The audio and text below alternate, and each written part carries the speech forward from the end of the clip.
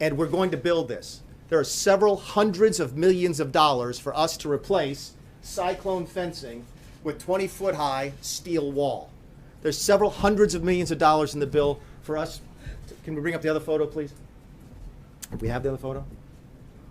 There's several hundreds of millions of dollars for us to build levee walls along the southern border. And as many of you know who follow this issue, some of the most vulnerable areas that we have are places along rivers where we desperately need levees in order to provide the protection of the southern border that we need. Okay?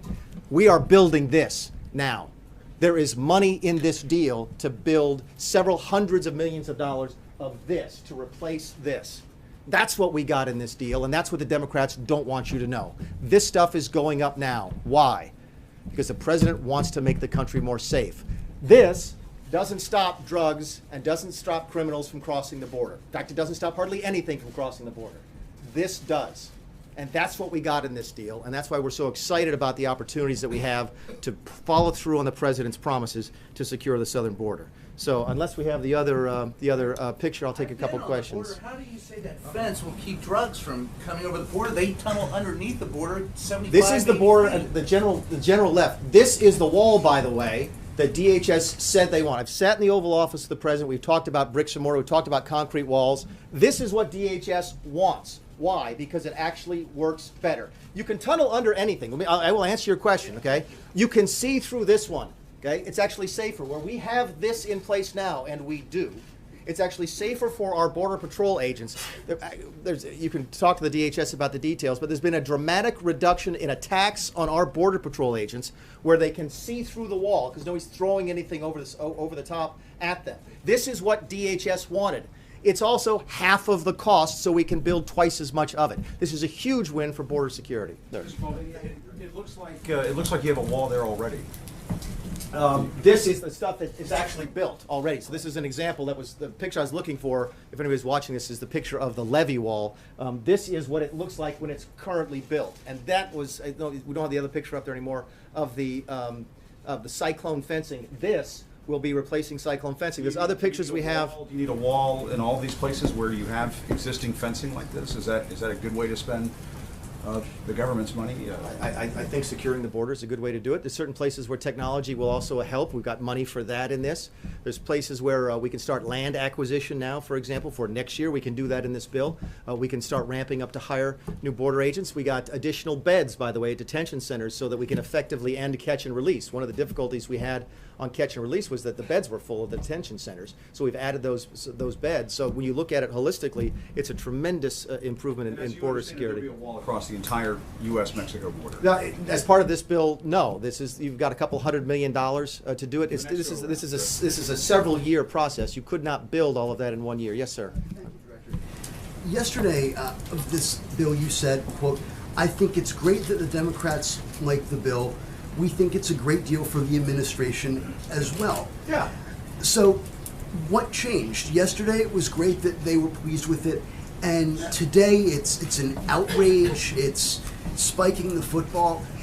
I mean, what changed? Well, what I said yesterday is what you ordinarily say when you walk out of a negotiation, which is, we got some of what we want, they got some of what we want. We're either equally happy or equally unhappy, or we're a little bit more happy than they are because we got a bigger portion of government, and they're walking around trying to make it look like they pulled one over fast on the president. I just won't stand for it because it's not true.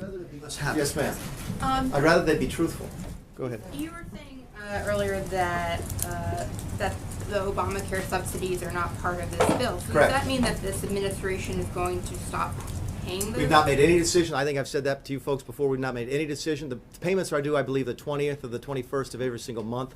We've not made any decisions at all on May. Yes, sir. The follow-up to the earlier question is, what do you say to the members of your own party who say that this particular negotiation didn't net what they wanted? Some of them, I mean, Mike Huckabee, I think, even tweeted something out earlier. They're not happy with it. So what's your response? Well, keep in mind that until right now, I don't think anybody knew about this. Because what you heard us say is no bricks and mortar, no bricks and mortar is all about technology. About the deal itself. Again, I'd be happy to have this discussion with everybody and convince anybody on the right that this was a great deal. I talked with those on the right who are not happy with it. They've obviously seen it. My guess is they have not. My guess is they've been reading the Washington Post, they've been watching television, and heard the Democrat side of the story, and I'm here today to let the other side in the middle. Yes, ma'am. The president today in the tweet talked about a potential shutdown. You say Democrats wanted to do what they did so that they could force a shutdown. We've heard the term shutdown a lot here. Yeah. I think there's probably some folks at home who are saying, my gosh, we're barely 100 days into this. What does that mean for tax reform? What does that mean for an infrastructure bill? What does that mean for a government spending bill in September? And this is just year one. What does it say to the tone that we're already talking about? Well, I think the tone is that they have a president who can run the place, which is not a narrative that you hear coming out of many different sources right now. You have a president who is able to work with Democrats and Republicans. Again, a little disappointed at the way the Democrats have acted after the deal was put together.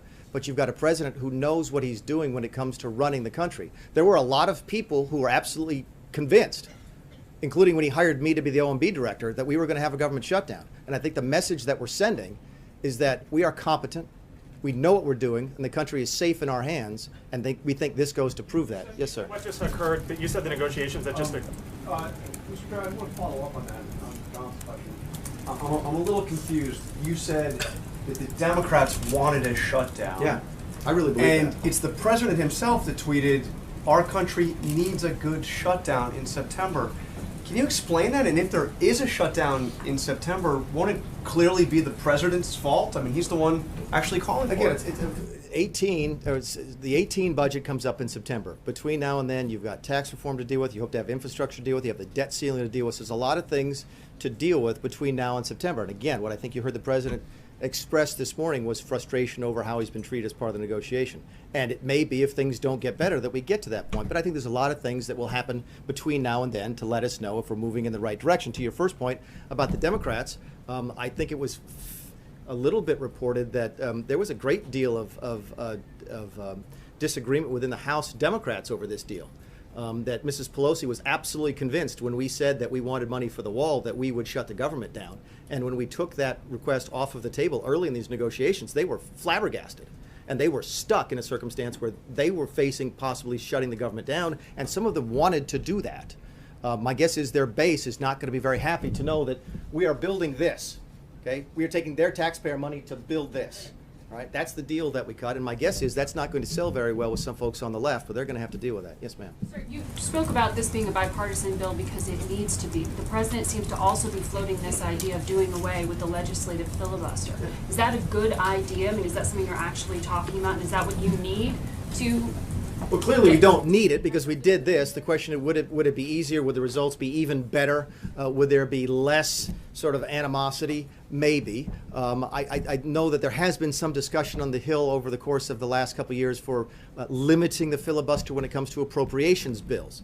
Keep in mind, one of the reasons we're here, and one of the reasons we have a discussion, it seems, every couple of months now about a shutdown, is the appropriations process is broken. And the way it used to work, and it's supposed to work, if the House passing an appropriations bill on a topic, say military construction and VA, the Senate passing a bill on the same thing, then going to conference committee, then putting that bill on the desk for the president, that I don't think has functioned in the last decade. I've been here since 2011, and it's never worked.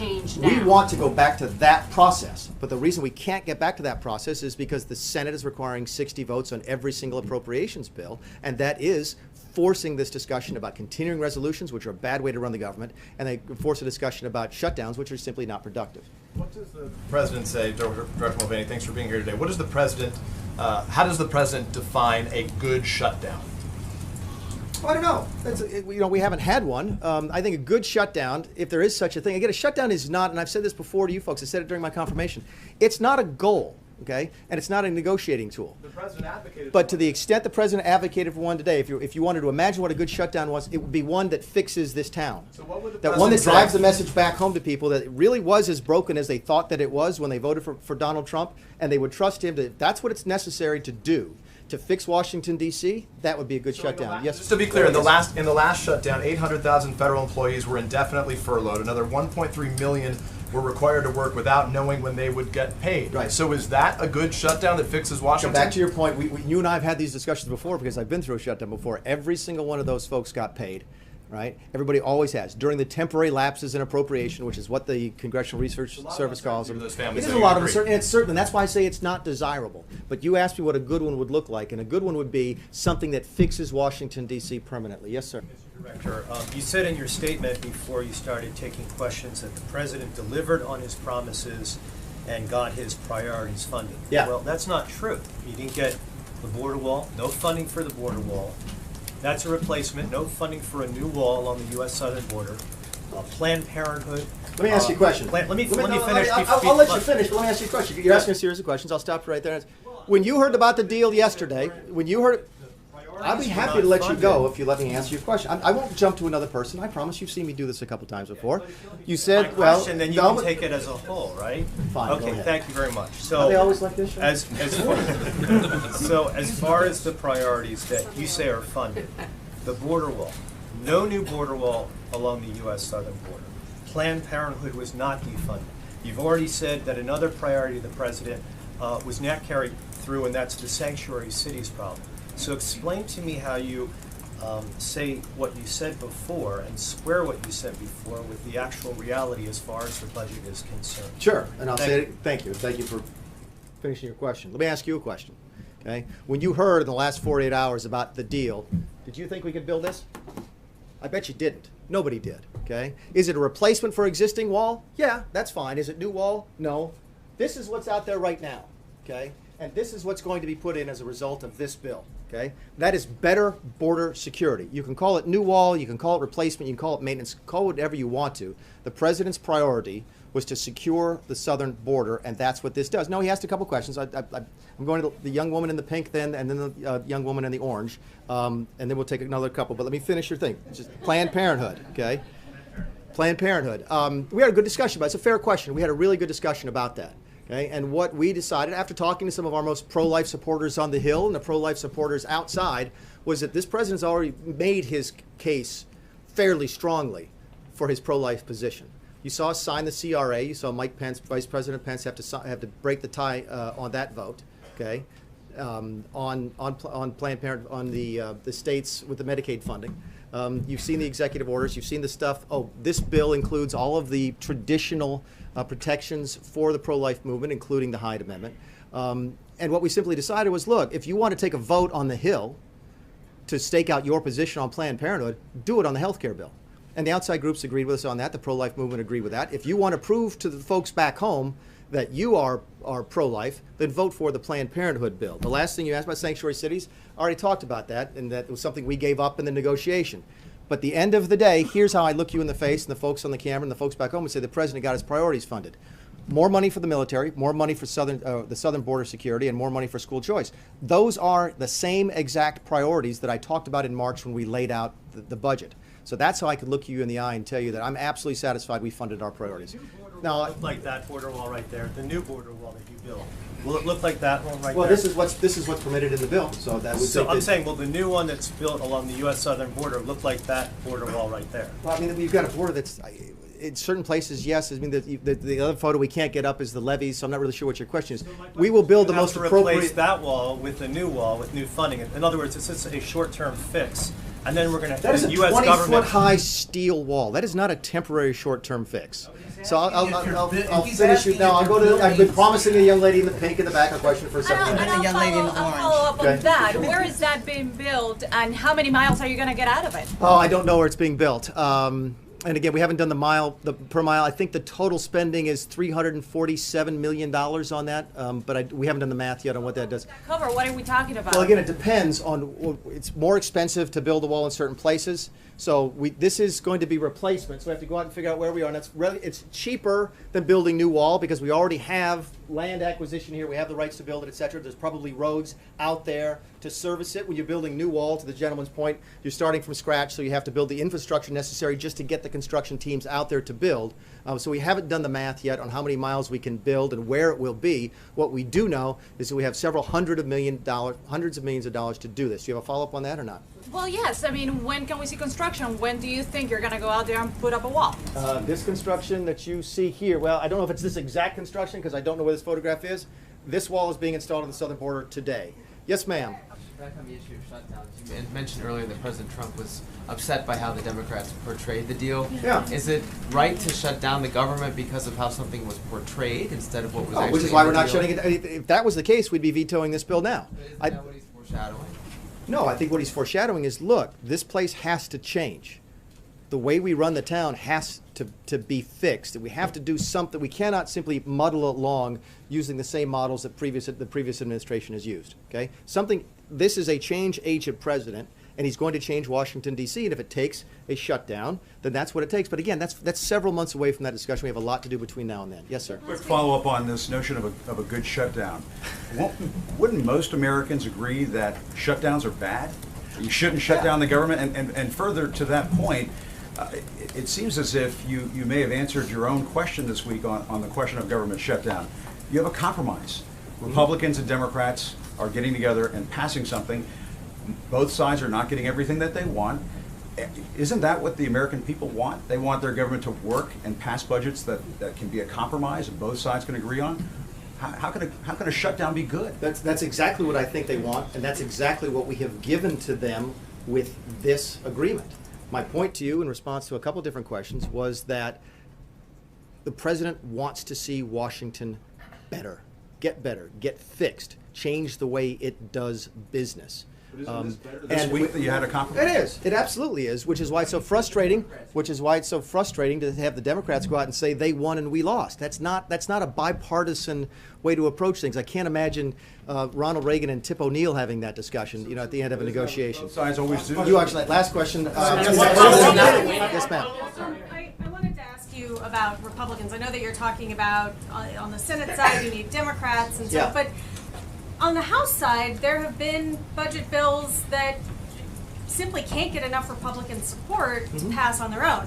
Do you think that it is possible to do a Republican budget bill with Republican votes alone? I do, because I voted for him myself. There's actually been a lot more, like an actual appropriations many more bill? appropriations bills that have passed with just Republican support than people realize. The reason you don't hear about them is that they die, because the Senate is incapable of passing a bill or passing a bill that has any chance of passing in the House because they have to use the 60-vote threshold, which is where I started the conversation. So no, I think you're selling the Republicans short.